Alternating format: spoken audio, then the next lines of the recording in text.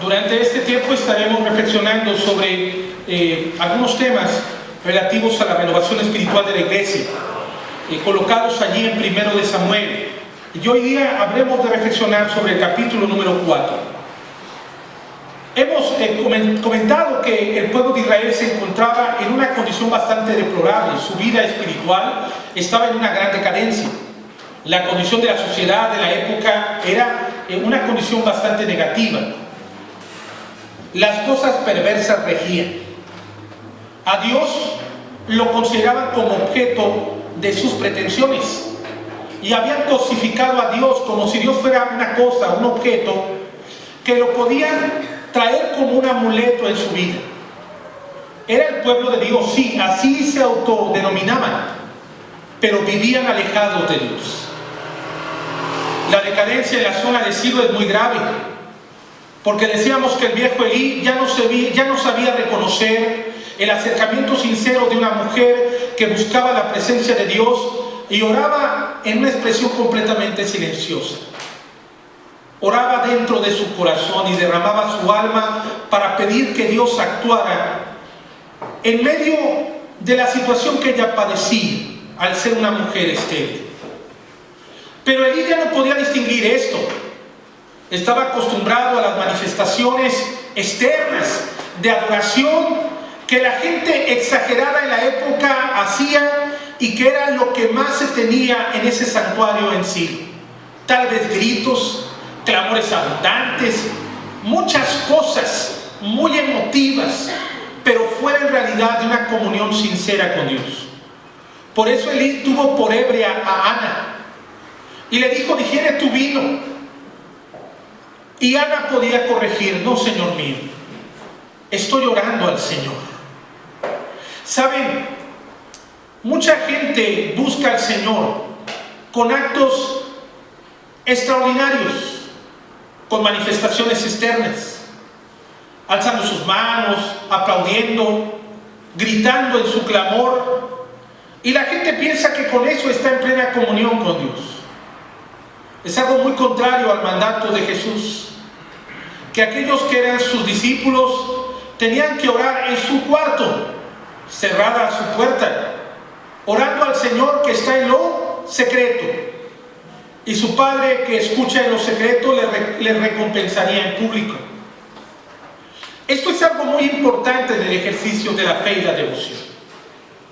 La decadencia espiritual es manifiesta con templos llenos y corazones vacíos. Podemos encontrar esto en la disposición de los hijos de Elí, que se dedicaban a todo menos atender la condición espiritual de un pueblo que desfallecía y se quebrantaba dentro de sí. El pueblo era sometido a grandes abusos y era algo muy marcado y extremo. Pero saben, la decadencia espiritual en el liderazgo es sinónimo de la decadencia espiritual del propio pueblo, que estaría satisfecho por esas condiciones. Es algo verdaderamente negativo. El castigo de Dios no se hará esperar. Alguien que no asumió su sacerdocio, como es el caso de él. El pueblo ya no buscaba a Jehová como lo que era, el Dios vivo y verdadero, el Todopoderoso. Dios era el fetiche que concebía los caprichos del pueblo. El pueblo buscaba al Señor para que Dios les diera victorias. Pero ellos no querían transformar su corazón. Exigían a Dios, sí, que Dios actuara, pero ellos no querían cambiar su mal proceder. La condición entonces es que este pueblo, que considera a Dios tan solo como objeto de sus pretensiones, no habían experimentado en realidad al Dios vivo y verdadero, porque sus vidas no eran transformadas. Esa sociedad era decadente en todo aspecto, porque podían considerar a Dios como amuleto de sus pretensiones. Al respecto, recordamos la gran masacre que hizo el pueblo de los filisteos en contra del pueblo de Israel. 1 de Samuel, capítulo 4. Samuel habló a todo Israel. Por aquel tiempo salió Israel a encontrar en batalla a los filisteos y acampó junto a Benecer, y los filisteos acamparon en Afec. Y los filisteos presentaron la batalla a Israel, y trabándose el combate, Israel fue vencido delante de los filisteos, los cuales hirieron en la batalla en el campo como 4,000 hombres. Este es el resultado de un pueblo que no busca al Señor con sinceridad. Dios no los puede bendecir. Este pueblo se reconocía como el pueblo de Dios, pero no vivía como tal. El resultado era la derrota, y esa derrota no se hizo esperar. La Escritura nos declara que esos 4,000 hombres fueron heridos por parte del ejército filisteo. A veces aquel que se reconoce como hijo de Dios espera que Dios sea favorable a todo lo que el creyente le pide en oración al Señor. Dios no es el genio de la lámpara que concede los deseos a todos. Dios obra en su voluntad, y la voluntad de Dios es agradable y perfecta. Y aunque no favorezca nuestras pretensiones, tenemos que aceptar esa voluntad de Dios que es buena para nosotros, y tenemos que aprender a esperar en el Señor. Saben, hermanos, tenemos que en realidad contemplar la actitud de este pueblo para poder corregir aquello en lo cual nosotros nos podemos identificar con ese pueblo que ha sido rebelde y que no tiene una entrega de corazón a su Señor. Es el tiempo de meditar en nuestra actividad cotidiana para poder así buscar la presencia del Señor y cambiar aquello que de alguna forma nos impide estar en esa comunión con el Señor. El pueblo no meditaba en sus acciones.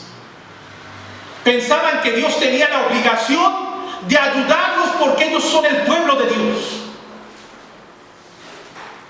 Dios tiene que ser con nosotros, porque Él nos llama su pueblo. Y Dios tiene que actuar a nuestro favor. Tiene la obligación. No, Dios no tiene la obligación. Nosotros tenemos el deber, más bien, de buscar a Dios en todo tiempo. De estar en comunión con el Señor. Como una comunidad que pierde la esencia de su ser puede aspirar a que Dios se mueva a través de ellos. La Iglesia de Jesucristo ha enfrentado a lo largo de su historia aspectos muy desagradables.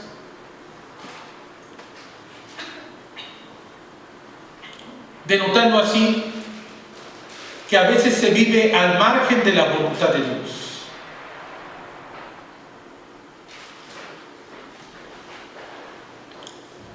Cuando la iglesia se aleja de la voluntad de Dios, Dios no puede derramar bendición.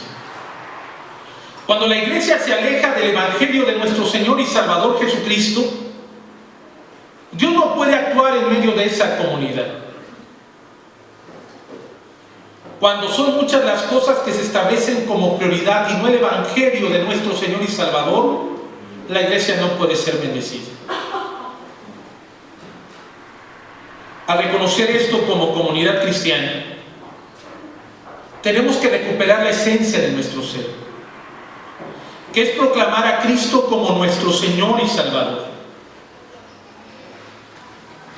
Ciertamente las armas de nuestra milicia no son carnales, sino son poderosas en Dios, porque nosotros no esperamos según las sazones de este mundo. No estamos amparados en el ejercicio de las logísticas para las actividades. No estamos anclados en las claves administrativas y gerenciales que dan buenos resultados. No somos esa comunidad que tan solo espera en los límites de la estrategia humana para ver cristalizados sus planes y proyectos. Debemos de ser una comunidad que su estrategia vital sea doblar sus rodillas y orar al Señor. Que su ejercicio de vida sea abrir la Escritura y actuar conforme al propósito de Dios. Que lo que más anhele el corazón de cada creyente en este lugar sea una vida espiritual renovada, fortalecidos en el Espíritu de Dios, que transforma la vida, que convierte el corazón y que nos impulsa a proclamar a Jesucristo como Salvador. Una comunidad que espera en su Señor, no en las estrategias. Una comunidad que opera en la dinámica del servicio y del amor, no una comunidad que se establece y se ancla en la distribución administrativa y en el marco gerencial que garantiza ciertos resultados. Nuestro resultado está en el actuar de Dios, que es actuante en la vida de aquella comunidad que reconoce que Dios no es el objeto de las pretensiones, sino que Dios es su Señor y Salvador.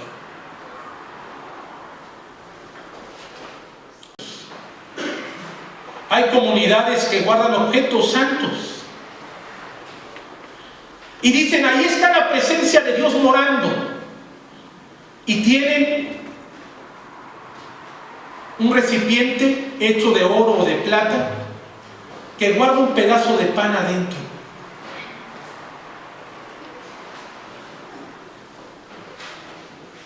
Muchos le dicen el Santísimo, porque ahí mora Cristo. Es lo más consagrado de ese espacio sagrado. Nosotros podíamos tener un Santísimo, algo muy consagrado en este espacio sagrado. Seguramente podría ser alguno de estos elementos que están aquí y nos rodean.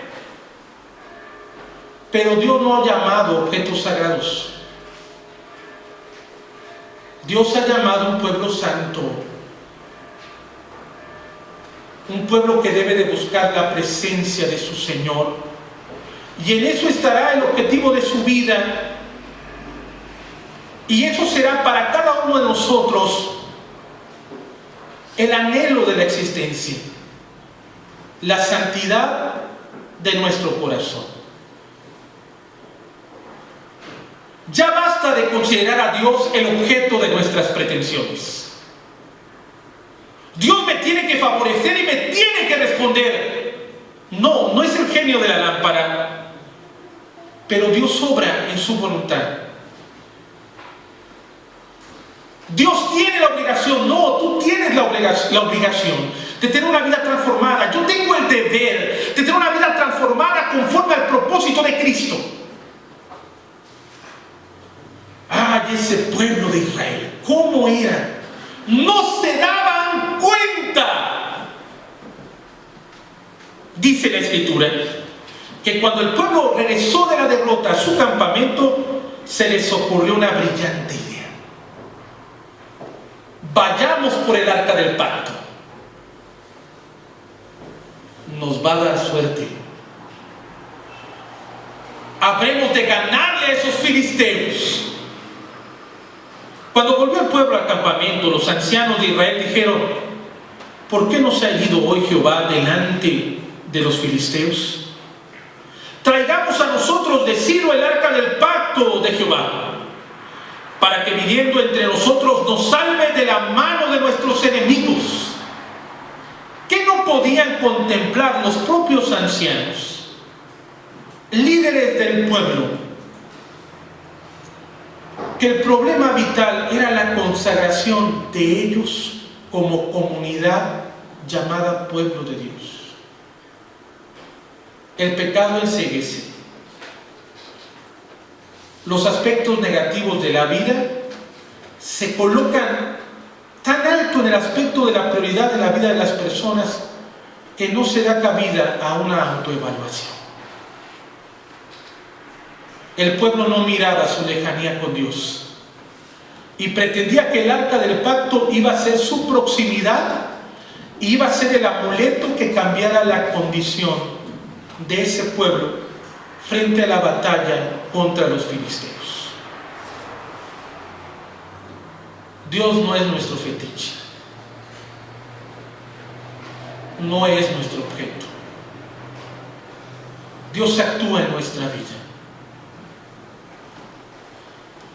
Envió el pueblo a Silo y trajeron de allá el arca del pacto de Jehová de los ejércitos, que moraba entre los querubines. Y los dos hijos de Elí, Ofni y Fines, estaban allí con el arca del pacto de Dios. Y aconteció que cuando el arca del pacto de Jehová llegó al campamento, todo Israel gritó con tan gran júbilo que la tierra tembló y los propios filisteos se atemorizaron.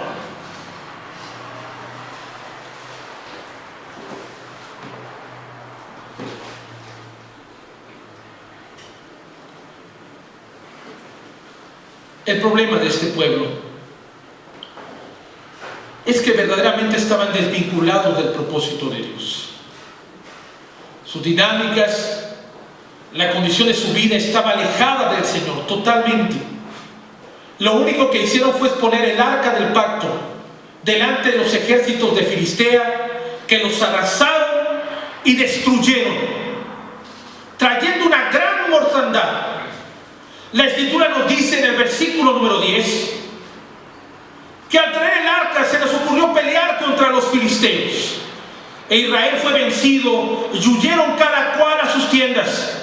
Y fue hecha muy grande mortandad, pues cayeron de Israel 30,000 hombres de a pie. Murieron todos sus jóvenes, toda la infantería. El término infante aplicado al ejército es aquellos que tienen el vigor, la capacidad de un encuentro cuerpo a cuerpo. Son los jóvenes, los que tienen la vitalidad, los que tienen la energía. Fueron expuestos y fueron ejecutados. Cada uno de ellos representa una familia concreta: esposa, hijos. Todo esto puesto en las manos de los filisteos por un pueblo que no estuvo cerca de su Señor. Se expusieron como nación, consecuencia y resultado de su pecado y de sus pretensiones tan solo de poder. La decadencia del pueblo era ahora aún mayor. Tantas viudas, no había motivo de esperanza. Tantos jóvenes muertos en el campo de batalla, con la ocurrencia de que Dios tenía el deber de intervenir, porque su arca iba con ellos. El arca del pacto. El arca es un símbolo del perdón de pecados. Ahí los sacerdotes en la tapa de esa arca rociaban la sangre del holocausto, pidiendo que el Señor tomara esa sangre por la sangre de ellos y les concediera el perdón de sus pecados. Al exponer el arca, ellos exponían también el perdón de sus pecados como una señal de no arrepentimiento en su mal proceder.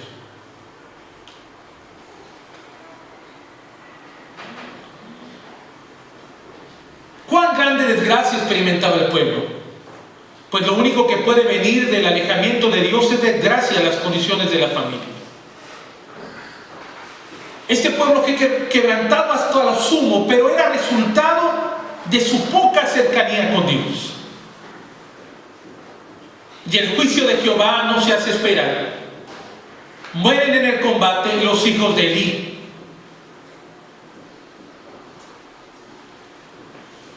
Ahora Benjamín va corriendo para dar a conocer la buena nueva a todo ese pueblo.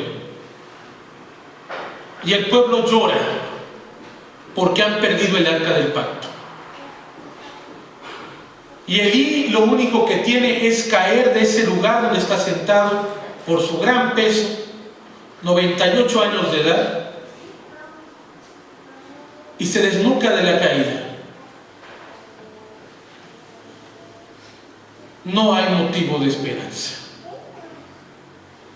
El pueblo tendrá que experimentar el resultado de su alejamiento del Señor. Pero es que son Israel. Verdaderamente no se daban cuenta del ejercicio de su mal proceder.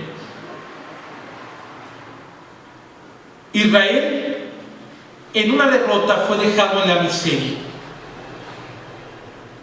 La nación entera en la orfandad. Ya no había bendición.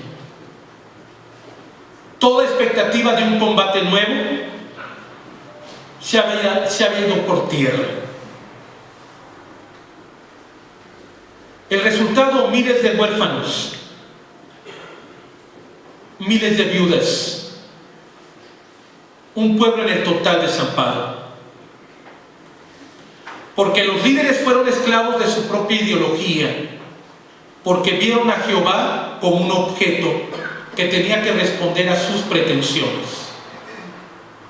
Una situación decadente.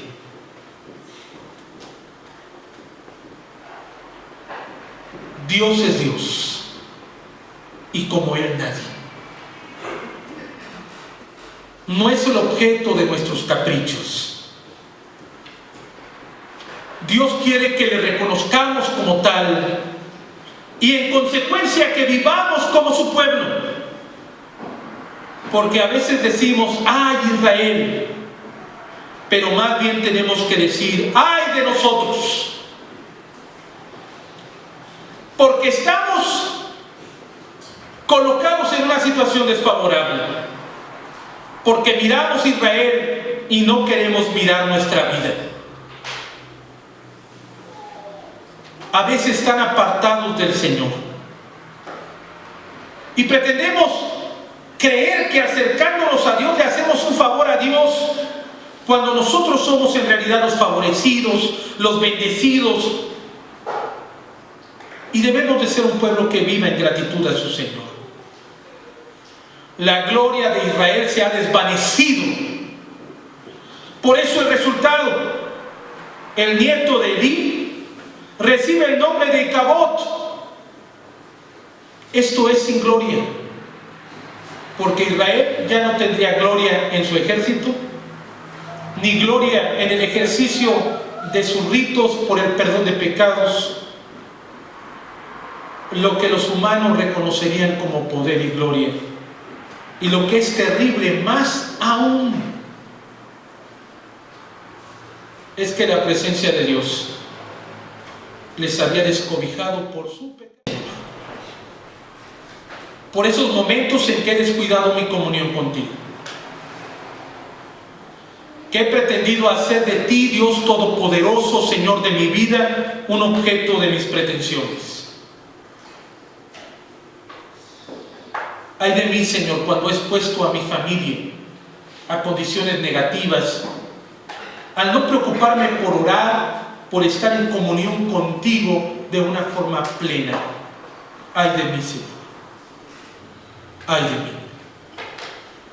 Cuando he tomado la decisión de forma completamente consciente de no servirte en un momento determinado por una molestia personal. Ay de mí, Señor. Cuando he decidido pecar, aún sabiendo que eso es negativo delante de ti. Ya no debo de decir, ¡ay de Israel! ¡Ay de mí, Señor! Porque te he visto como objeto y no como Dios. Amados hermanos, tenemos que transformar nuestra vida. En Samuel encontramos un llamado a evaluarnos y a poder ubicar a Dios como ese Señor todopoderoso. En medio del pecado no puede haber bendición. Ese Dios soberano no puede ser engañado de ninguna manera. El pueblo tiene que cambiar las condiciones que afectan su relación y su comunión con Dios. La persistencia en el mismo pecado, las condiciones negativas, todo eso tiene que ser quitado para no ponerlo como pretexto. Busquemos servir a Dios con el corazón,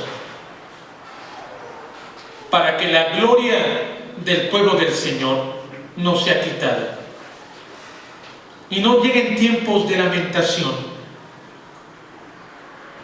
sino que más bien como pueblo de Dios marchemos en la victoria, reconociendo que Dios actúa como soberano Señor de su pueblo.